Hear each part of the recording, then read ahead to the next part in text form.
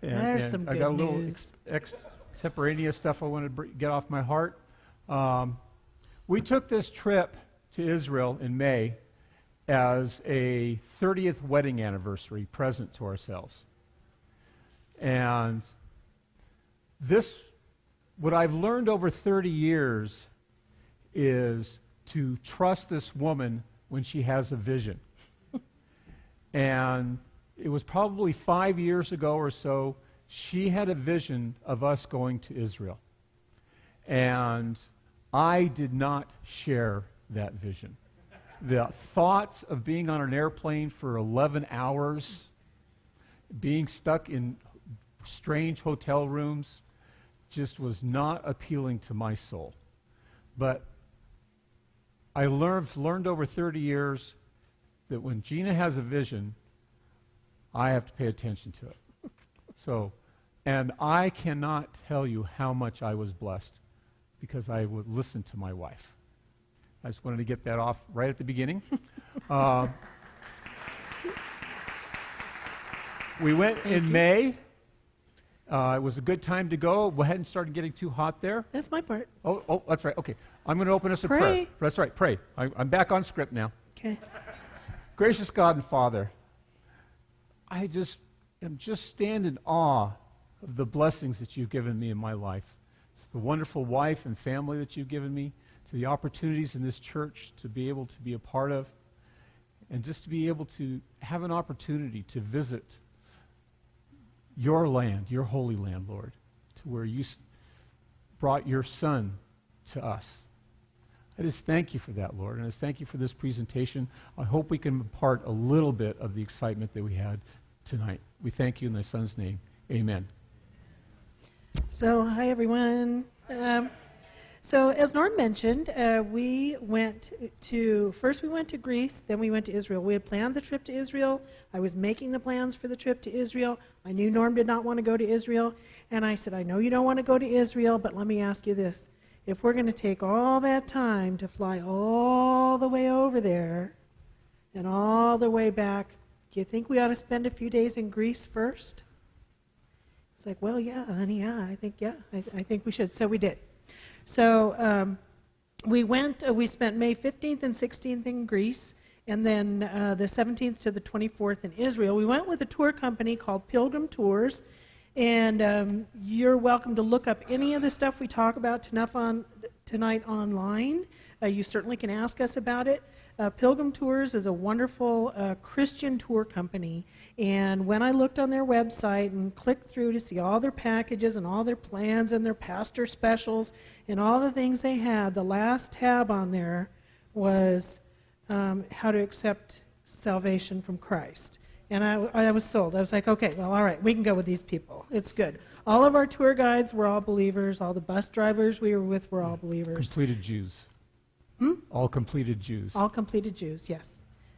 So anyway, so that was marvelous. So I just wanted to give them a little plug. So if we could go to the next slide, my dear. So we spent a lot of time there. We saw a lot of things. We took over 3,500 pictures. These are the things we're not going to talk about tonight of where we were. So these we're not going to talk about. I know it's crazy. We're not going to talk about Bethlehem and the Dead Sea and Nazareth, Qumran, all these awesome, awesome biblical places.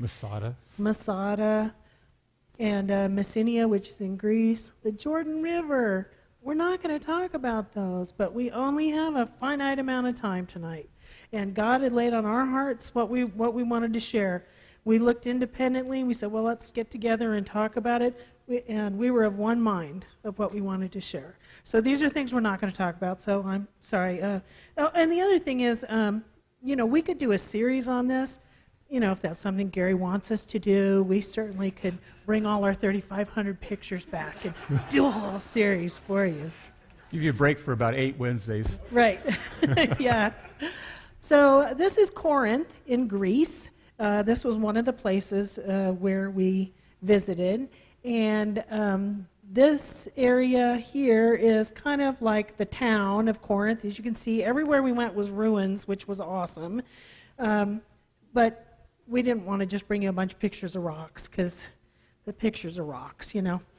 So anyway, so this is Corinth. Well, standing right there, if you look up on the hill there, from where we're standing there, that is the temple of Aphrodite's. Aphrodite's, thank you. And so in the city of Corinth, this is where there was a church there, right? Paul was there, Corinthians, he had a church there in Corinth. And just like our church brings people from all neighboring areas, that's exactly what would have been happening here. So from the temple of Aphrodite, this is where there were, in that temple, part of their worship were prostitutes, temple prostitutes in those days. Now, it's very likely that some of those women ended up here. God was calling people in these days, that they ended up here worshiping with the local believers. That's very likely. And so our guide Vula suggested with us that in 1 Corinthians 11:5 and 6, when Paul tells the women to cover their heads in the church, I don't know if you remember that. You can look it up. We're going to have some verses tonight. Feel free to go and look them up later. He tells women they might be covering their heads. Is that what they may be talking about there is the temple prostitutes had shaved heads. Shaved heads. So if we're sitting here and I'm sitting here and there's a gal sitting next to me with a shaved head, those people are human just like we're human, right? So you're going, oh, she's got a shaved head. She's from a place up there, right? And so Paul knew that these were things that were happening in this church. He knew that was happening there. He's like, okay, all y'all women, cover your heads. Because till their hair grows out, nobody's going to know who's who. Right? So that makes sense to us. Because people come to our church from wherever they are. God gets them, just like all of us when he got us. That's when they come. So for us, the message is what we do with visiting people, new believers, and what have you. Norm. Okay. The city of Corinth is on the Isthmus of Corinth, and it's about 40 miles west of Athens, and the isthmus is only about 3 miles wide. And what they would do back then is, instead of the ships having to come from Rome and go all the way around the Peloponnesian Peninsula, which was very, very dangerous waters, very, very rough for them, is that they would come from the Ionian Sea, or if they're going that direction, from the Adriatic Sea, the Aegean Sea, and they would come to Corinth on both sides of the isthmus, and they would take the goods and stuff out of the boat, and they would take the boat, put it on a cart, travel it over the isthmus, and then put it back in the water and go. It cut their travel time down, but what that did is that turned Corinth into a commerce town and into a sailor's town. And this main road right here goes right through the town. So this would have been the road that Paul would have walked in on as he came into Corinth. Mm-hmm. Once he started preaching in Corinth, he wound up not getting along with the Jews in the synagogue. They started complaining about him. And they took him to Gallio, the Roman proconsul, and then basically when you get on a tribunal, you're taken to the Bema court and the Bema seat. And that's this, that's this right here. Basically you can stand up here, and this is standing on it and looking out over the courtyard here. So this is where Paul would have had an opportunity to give his message, but the proconsul decided that it was Jewish law and just threw him out and didn't want anything to do with it. But and that was in Acts 18. But one of the things that we found interesting, and by the time we got down to the end of this and we got into the museum, we were a little bit tired, so I surprisingly, with 3,500 pictures, we didn't get any pictures from inside the museum here.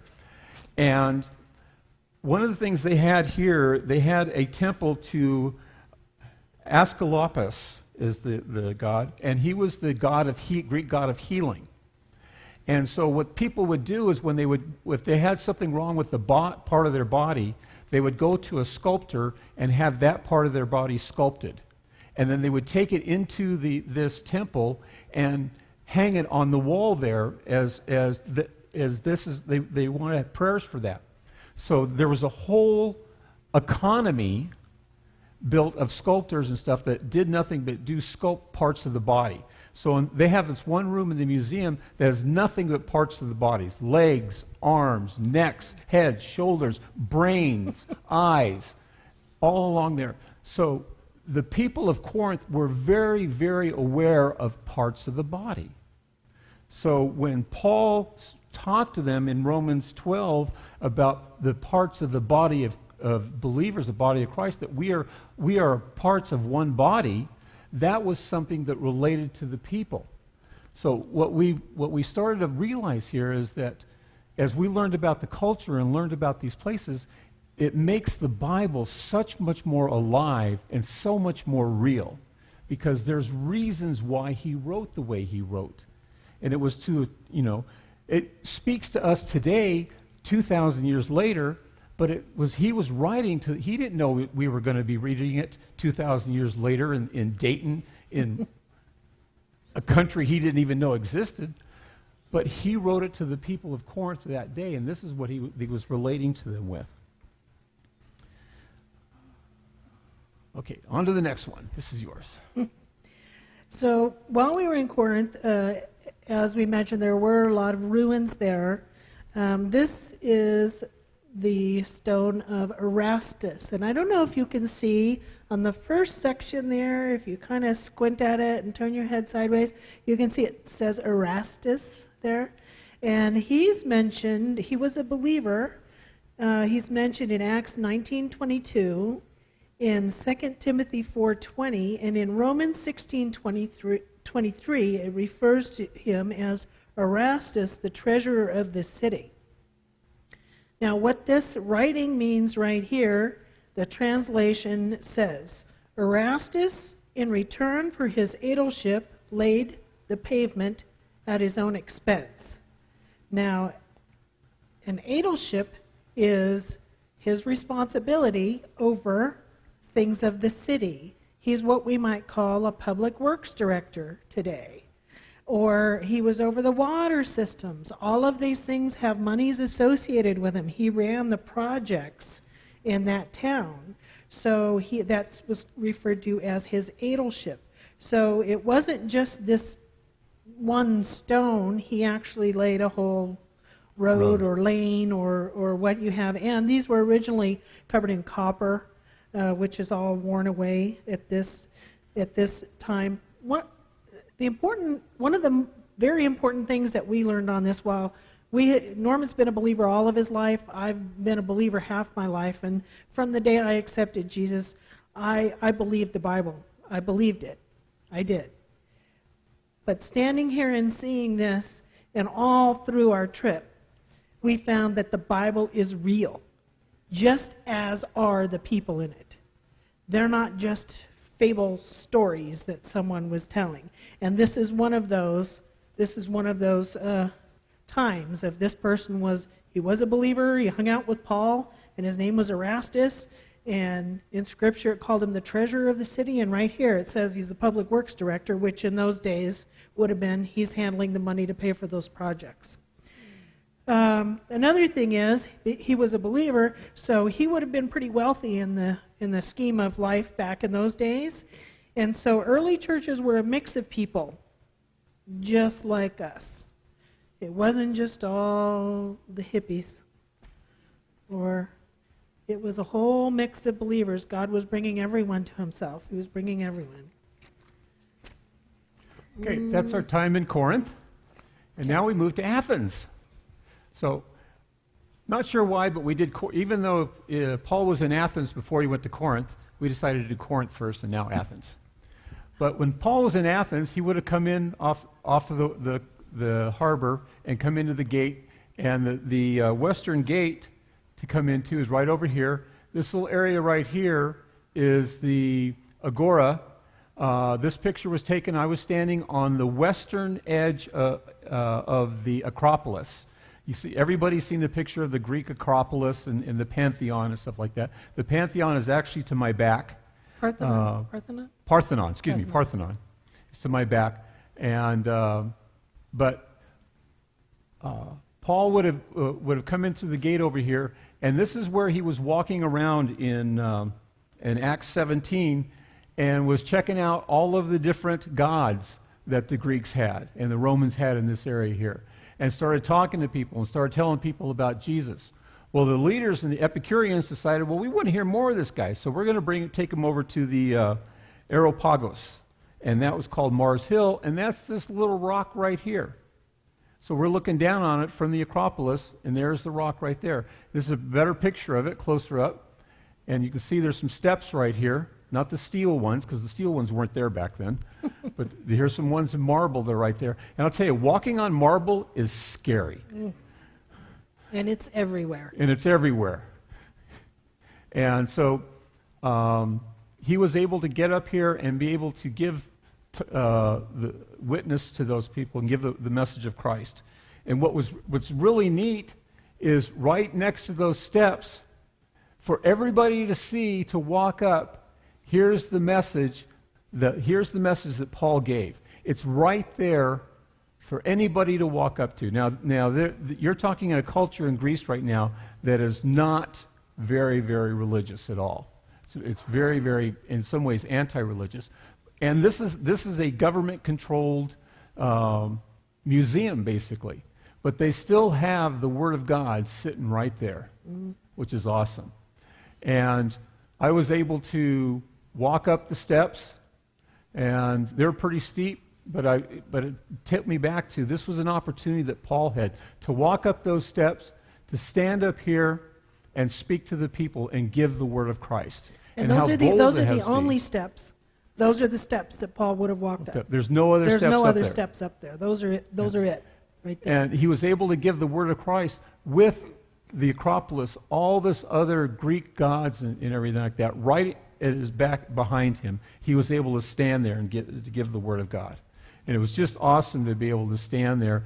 And it was interesting, it was windy that day, and I was thinking, wow, glad it wasn't probably windy on the day Paul spoke, because otherwise you wouldn't have been able to hear him, but it was just really, really neat to be up there.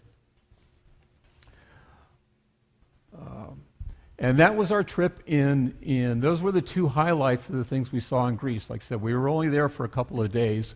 So now we're going to get on an airplane, and we're going to fly to Israel.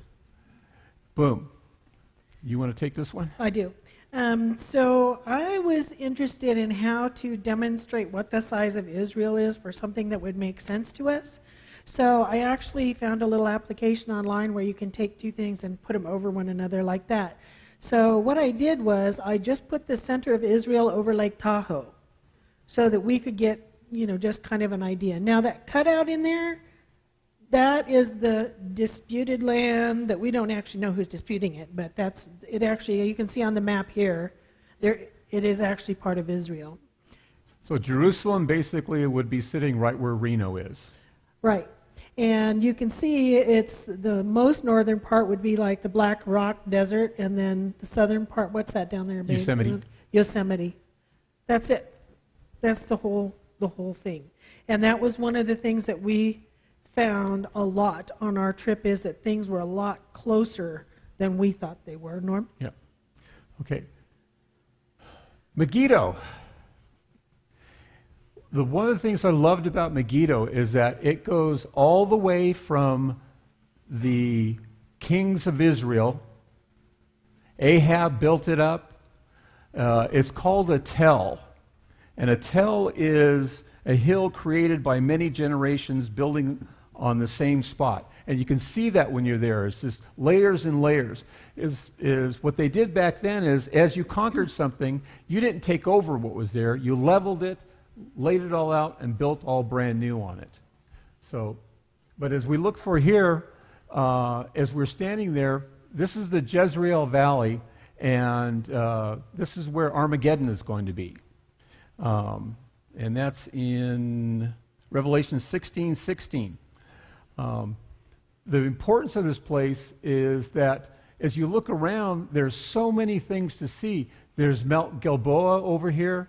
There's a little town, and I couldn't remember the name of it, where Elisha was able to was with the widow, and stayed right there. And then right over here was Nazareth. And you could stand there and see all that from standing on Megiddo. There again, here's some of the ruins. Like I said, we just took pictures and pictures and pictures of rocks. But it's beautiful because you could see all the different layers as it was built up and changed, and in cisterns and works and stuff like that. Ahab had his chariots here. You could see the stables of where he kept his chariots. The last good king of Israel, Josiah, at 39 years old, was killed here by the Egyptians. And so this has a lot of history in it. And it just, it goes, like I said, it goes all the way from Kings to Revelations in one spot. En-Gedi. En-Gedi is an oasis and a nature reserve in Israel, and it is one of only 2 freshwater springs located on the western shore of the Dead Sea. So here, we were able to, it was kind of like a nature walk. I don't recall how far it was, if it was a couple of miles. About a quarter mile to the first falls.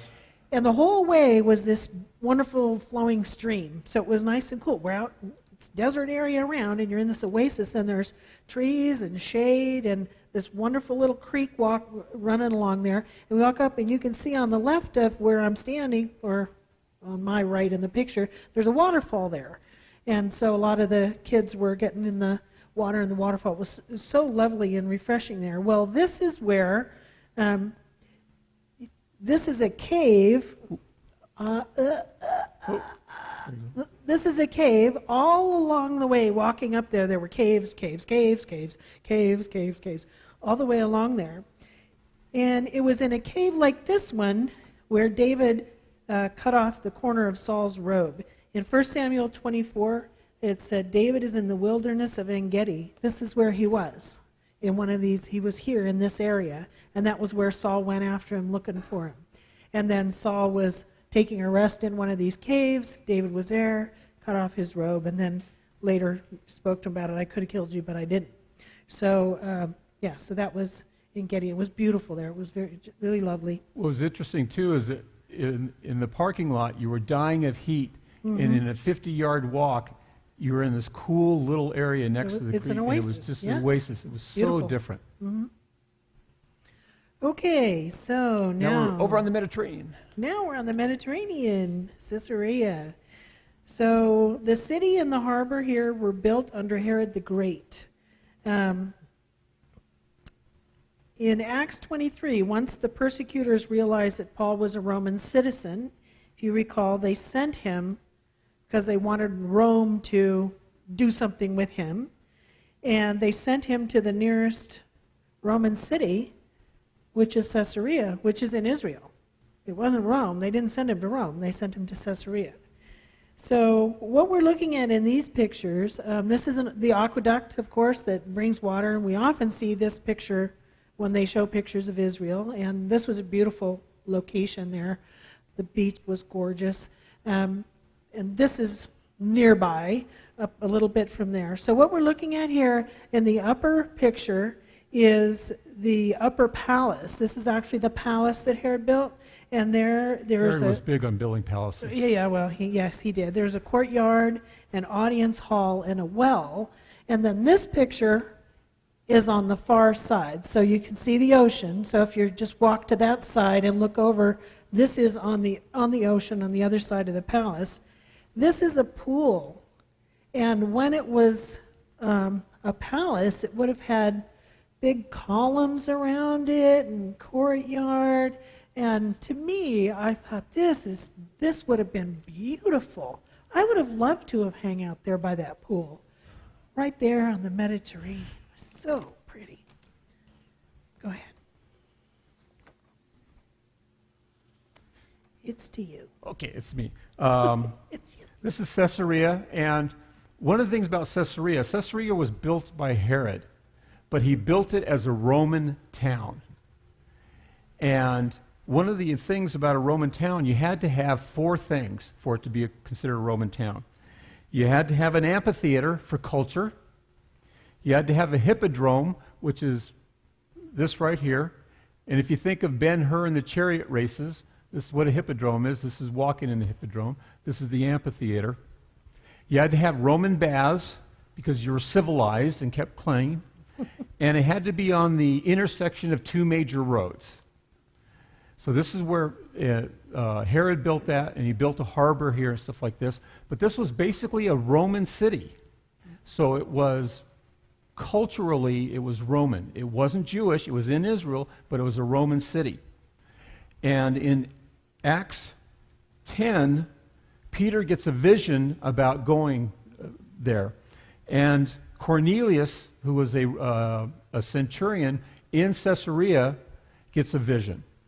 And so they meet up there, and as they're talking, we had the joyous of having a young couple with us that did dramatic presentations. And one of the things they did in the auditorium here was the interaction between Peter and Cornelius. Now, I've read that passage so many times in my life, but listening to them, and basically their presentation wasn't a scripted one. It was literally reciting the scriptures. Mm-hmm. So it wasn't like they ad-libbed or anything. They had exactly recited the scriptures. But the wonderful thing is that this showed God shows no partiality.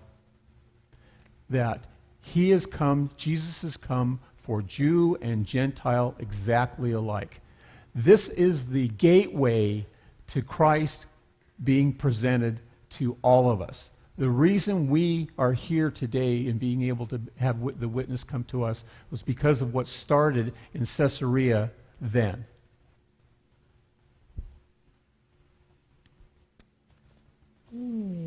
Sea of Galilee. The Sea of Galilee. You're starting. Okay. When we came over the hill and we looked down on the Sea of Galilee, one of the things that reminded me of it is that is the names of it. We call it the Sea of Galilee because that's what we know it of is here. But if you were to talk to the people around there, they don't know it as the Sea of Galilee. They know it as Lake Kinnerizet or Lake Tiberias, depending on if you're whether you're a Muslim or whether you're a Jew or whatever it is. So we think of it as the Sea of Galilee, but it's actually a freshwater lake. So I started thinking about, and we started talking about, we have a lake here that we visit a lot, Lake Tahoe. So if you think about it and you start thinking comparisons, one of the things that is exactly the same is both lakes are surrounded by mountains and hills. But the elevations are a little bit different. Lake Tahoe is at 6,225 feet, and the Sea of Galilee is at minus 695 feet. A little bit of difference there. Lake Tahoe is a little bit bigger. It's 22 miles long by 12 miles wide, whereas the Sea of Galilee is 13 miles tall by 7 miles wide. The shore length in Lake Tahoe is 71 miles. In the Sea of Galilee, it's 33. And the surface area on Lake Tahoe is 191 square miles, and the Sea of Galilee is 64 square miles. The depth of Lake Tahoe is 1,645 feet, and the depth of the Sea of Galilee is 141 feet. So if we could go to the next slide. So the first picture here is the very southern end of the Sea of Galilee, and if you could point at our hotel, that little white building over there is our hotel. The hills behind there are the very southern end of the Golan Heights. And let's see, what else? Oh, so the boats on the upper right there, these are the ones that we got to ride in, that we got to ride from not one side to the other, but from one location to another. Basically up the western coast. Yeah.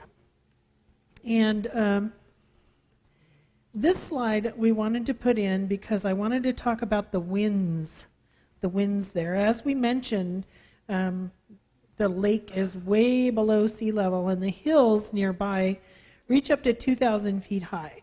So on a cool day, air descends directly to the center of the lake. And it's so shallow, that's what happens, why the winds whip it up. And Norm made an illustration yesterday. If you can think of having a cup of water and walking around, of how easy it is to walk around with a cup of water. Now take that same amount of water and put it in a saucer. And try to walk around with a saucer without sloshing out the water and spilling around. That's what happens here, is being that shallow, when the wind come up, if they were to get the 50, 60 mile an hour winds like we get here, that thing becomes a big washing machine. It's you.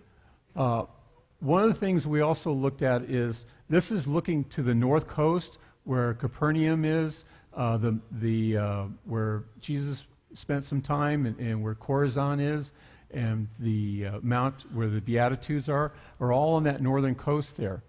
And you can see here that the coast gently, in this area here, is very gentle on the way it went up from the water. So it would be very easily, there's passages where they said that Jesus was so pressed in by the people that he got on a boat and just went a little bit offshore.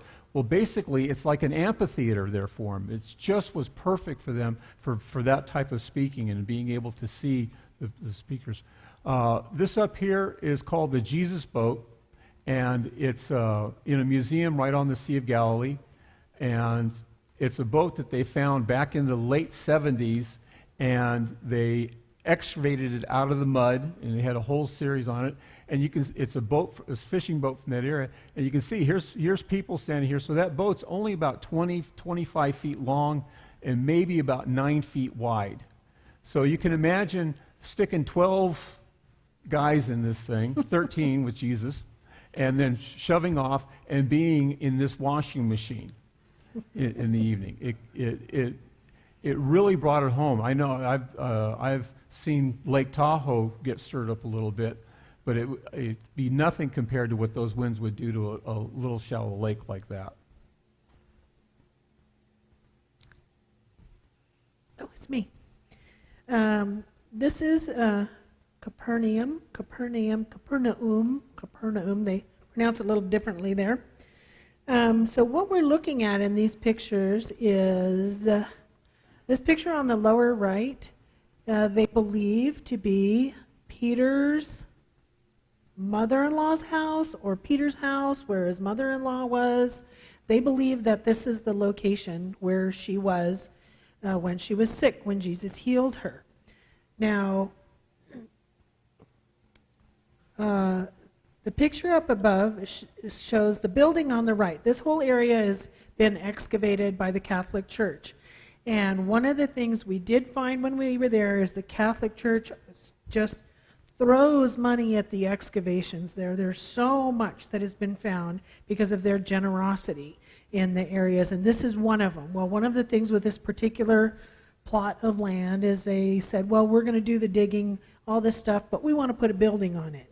And so this building is literally on top of this. You're looking right here at the bottom. This is the beams of the bottom of the building. It's for Catholics only. For Catholics only.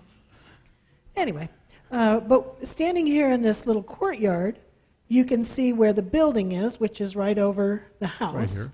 And then to the left, you can see the temple. Synagogue.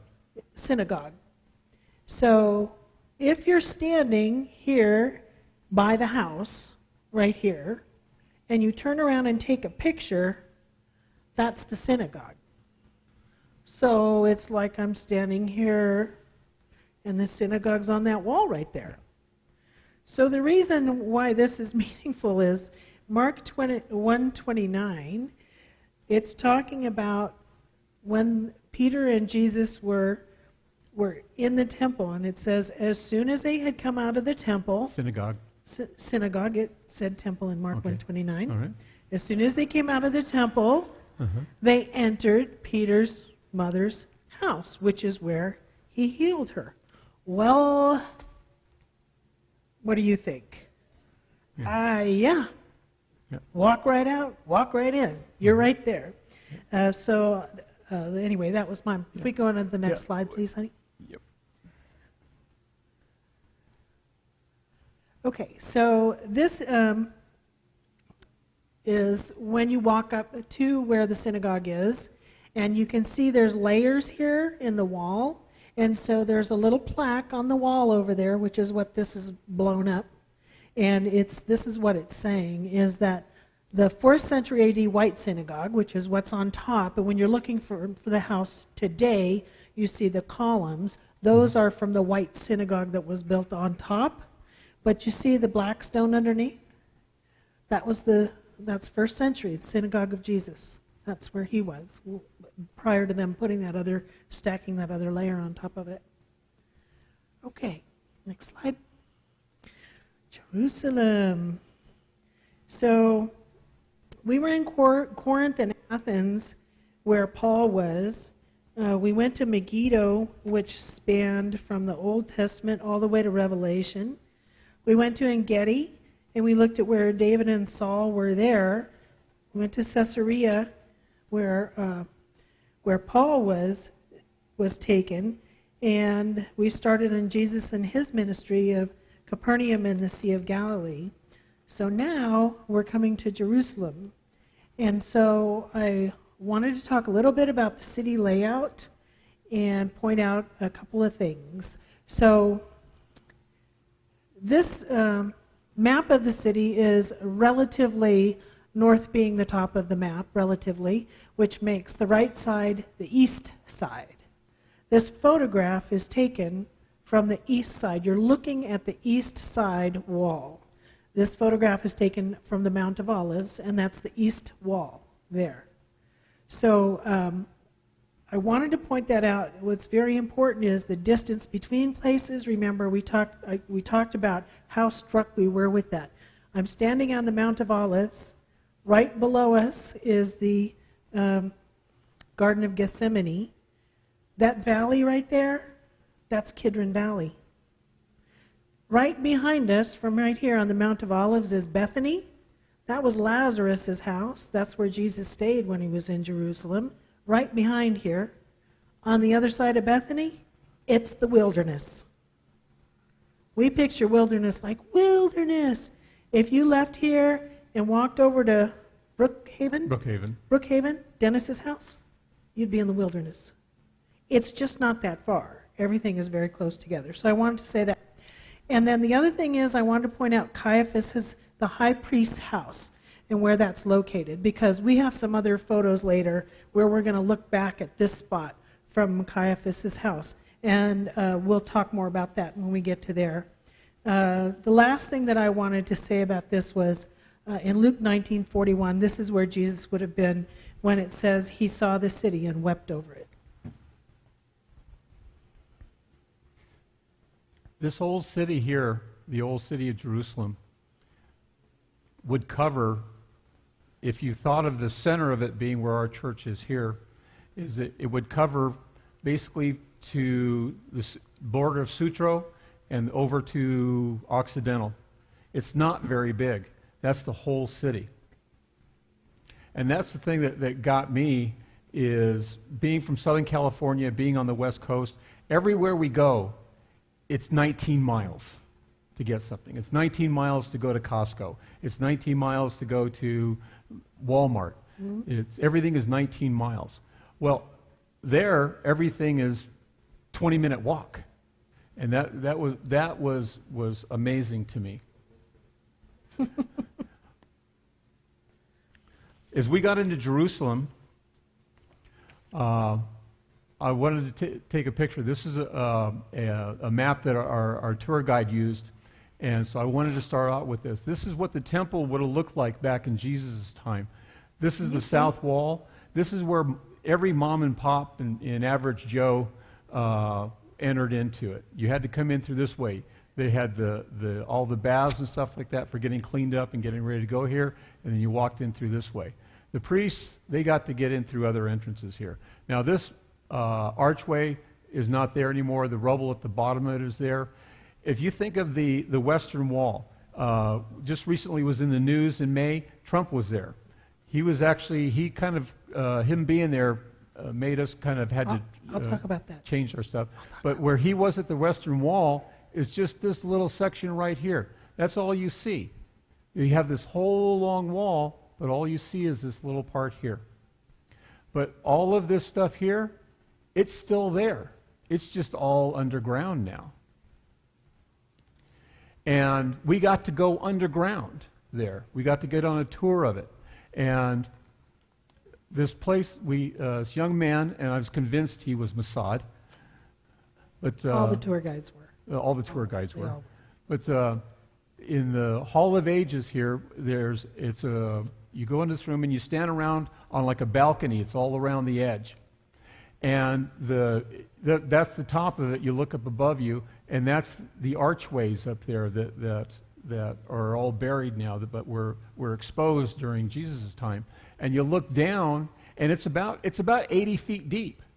And you look down, and they had different lights that they would turn upon. And you go down on the bottom, and it goes all the way back to David's time.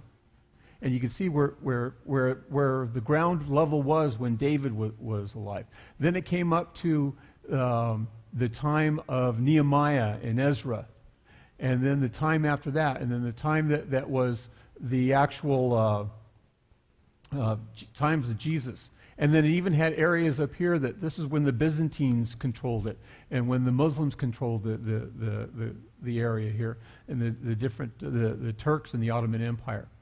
You got to see all that stuff, and it just related to me is that we in the United States, we got 250 years of history, thousands of years of history here.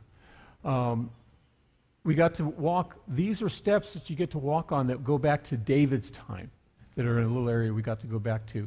And the little shops where they had, they set up for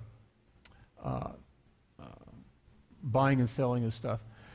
One of the things we got to do as we went back underground, as we went past that thing, like I said in that first picture that I had there, the Western Wall goes all the way to the north there. Well, there's a part of the Western Wall that's underground that we got to go to. And this is the Western Wall here. And you can see that even down there, people leave little notes and stuff. And this is one of the areas where, again, I didn't think it was going to be a big deal because I'm not a Jew. I'm just, I'm a believer in Christ, but like that. But I walked up to that. I put my hand on that wall, and it just, my heart, it's like, man, God is alive. It was so wonderful.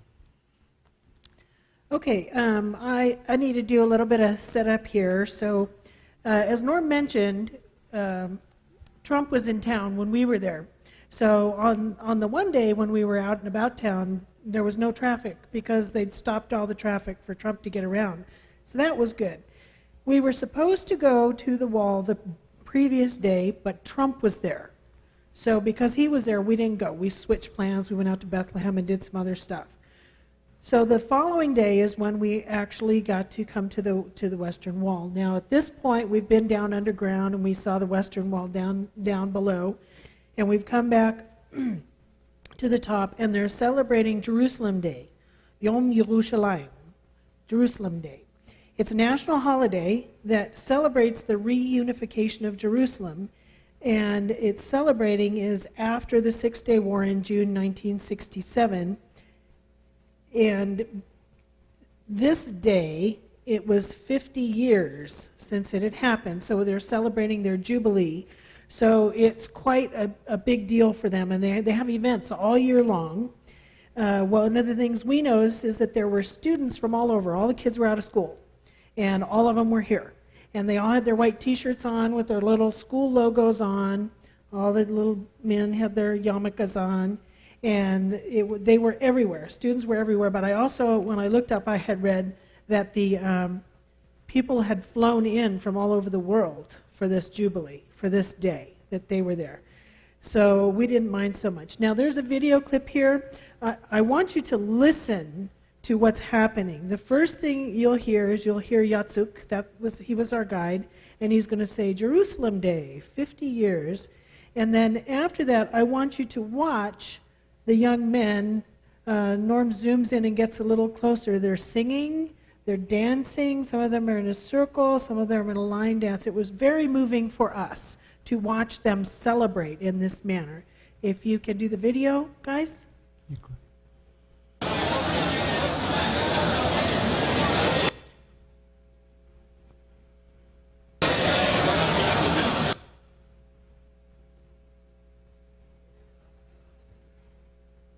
You should be able to just click on that screen there.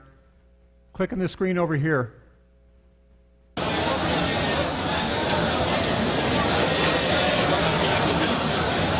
Jerusalem Day. 50 years. It's 1 o'clock now. I'm dancing on that.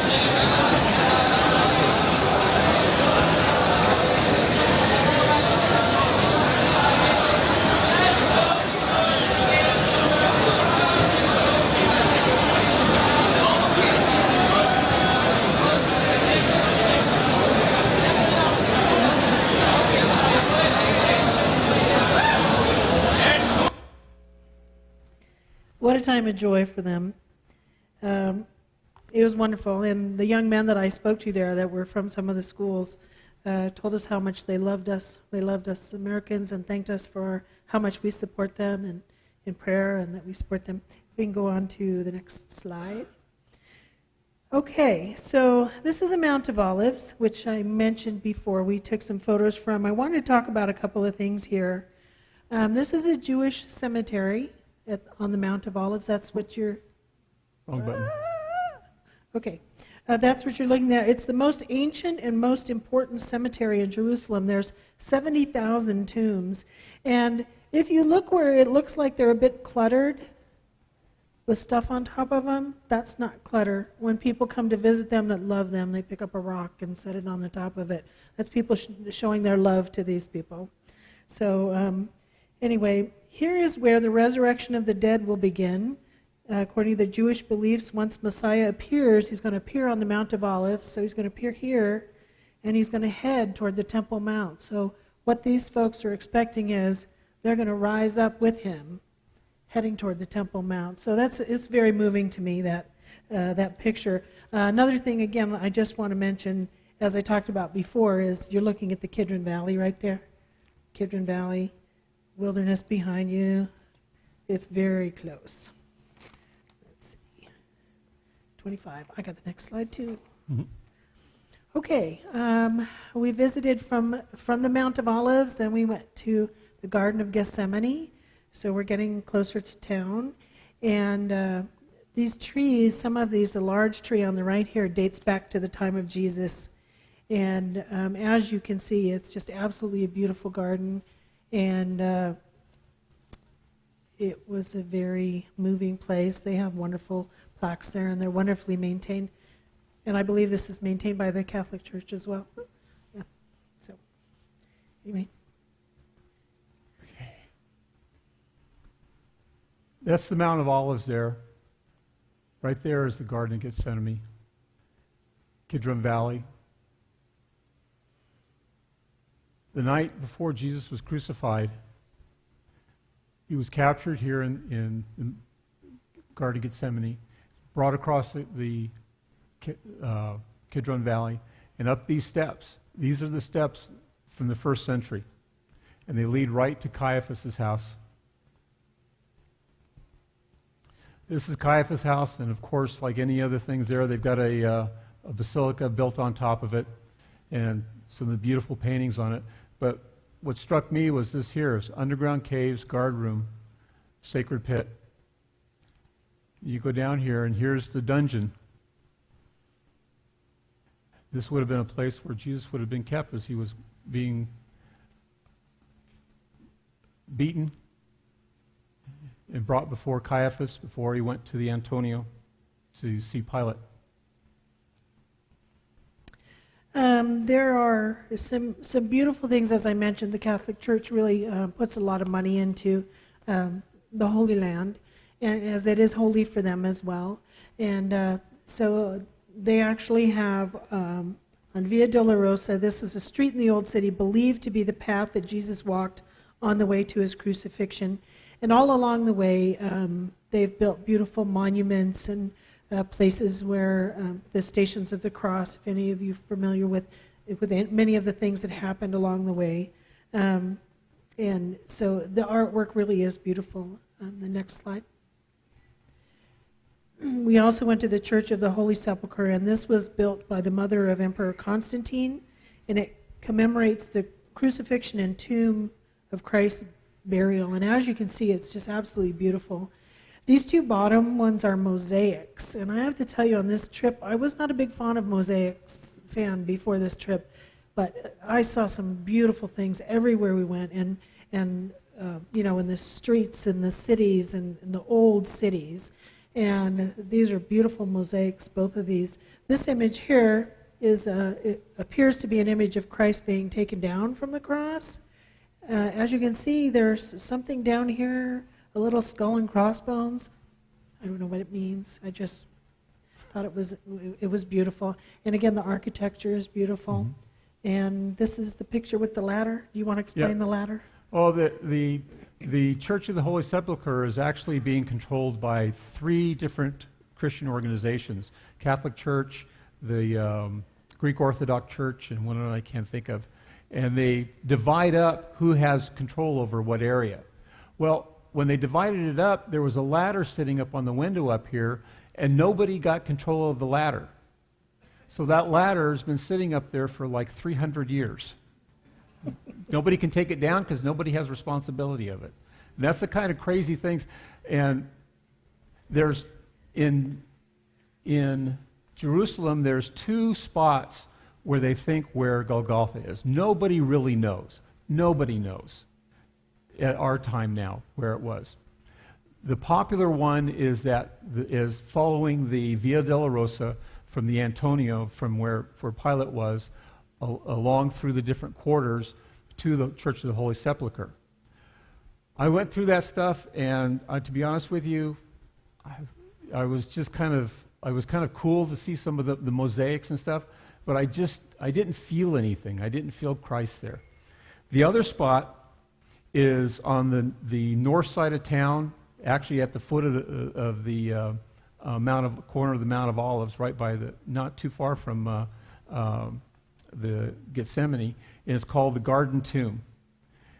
And there's a hill here, and it's called Golgotha, and you can see that this is a picture from pre-2007, and you can see the face there and stuff like that. And apparently in 2006 or 2007, they had some heavy rains, and the nose finally kind of fell off. So it doesn't quite look the same over there now. But this is on the old road to Jericho. So as you stand here in the gardens, and you look across here, and you see, and it's a bus stop now.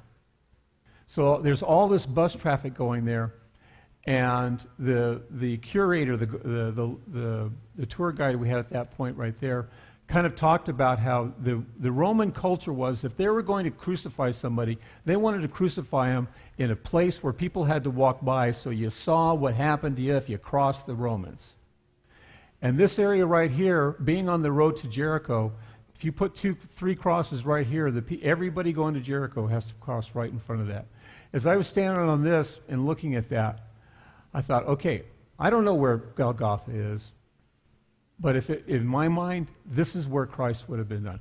It wasn't been up on the hill up here. He'd have been down on the road just like any other quote-unquote common criminal at the Roman times. Is this me? It is. So, from that last slide where you were taking the picture looking at Golgotha, this is what's behind it. This garden, this beautiful garden area.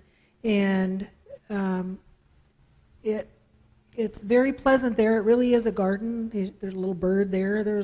They've set up little water features. Again, they do this organization that runs this is out of the UK, and they just do a wonderful job of hosting it. It's just a beautiful area. And again, you can feel the presence of the Lord there. You can go to the next slide. Oh, It's mine. these are you. Yep. This is the Garden Tomb. And the opening, it's been closed off over the years and redone. This has been used as a stables. It's been used as a garrison over time. The group that has it now got it about 200 years ago and has rehabbed it and cleaned it up. But as you can see here, here's the gate into it. And the area where it's at is it's just what it looks like. It talks about in the Bible where it says Joseph of Arimathea took the body down and put him in a family tomb. And it looked just like what you would have for a family tomb. This is standing inside of it. This area right here is this right here. This is where the body would have been laid. I'm in the picture. I get to be in the picture as to see a size comparison. As you thought about it, there was a little area over here where after Jesus was risen, the angel would have been sitting, waiting. Back to the outside. So one of the things to notice here is this is runs right along the doorway. As you can see in this bottom picture, someone's stepping in, and you can see this trough along there. What that was for was a big stone, a flat stone though, that would roll on its side, that you would roll in front of the doorway. And one of the things that the Bible said in Matthew 27:60, Mark 15:46, Luke 23:53, and that the tomb is hewn out of rock. And you can clearly see that here. This isn't a cement, somebody didn't come and pour this or take pieces and put it together or pound something into the top. You can clearly see this has been chiseled out of solid rock, as is the interior of the tomb. So it is hewn out of rock. And in John 19:42, he says specifically that Joseph of Arimathea wanted to take Jesus and put him, for the tomb was nearby. Is this tomb nearby? Golgotha? Is it nearby? It's 75 yards. Yeah, it's right outside. It's right next to it. And this is one of the places where it was so clear to us that the Bible is true, that Jesus lived, he died, he was resurrected, and he ascended into heaven. I have one more slide, and then we're going to go into communion. He is not here, for he is risen. Everything we saw in Israel, everywhere we went, we wound up here. And this is what we found, is that Jesus is not here. He is risen. He'll be coming back.